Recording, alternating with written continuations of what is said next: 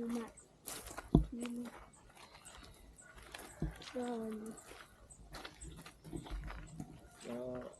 aware kayo sir sa ano, sa 44? Ah, Itong special na puntod with the logo of National Police. Isa siya sa SAP. Isa siya sa SAP 44 na ano, 2015 ng January. PO3. Noel Gulocan. So then, pag yung araw ng mga patay, may napapansin mo may mga ano, charcoal o ash sa mga puntod-puntod, no?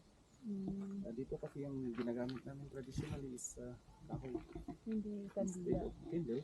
Kasi noon ang hirap maghanap ng candle noong unang panahon. And then may times na pag yung araw ng mga patay is malakas yung hangin, namamatay ang kandila. Minsan umaambon, mas okay yung kahoy. So itong area is parang may nagbubonfire yung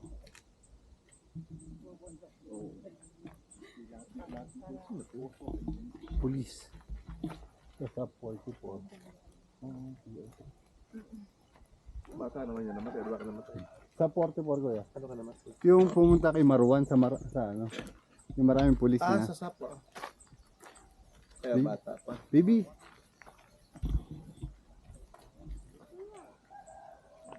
Pag isa natin yung patay dito, kuya, abot na hanggang 4. Bibi. Gabi, ata ka na. Ay. May veterans pa doon.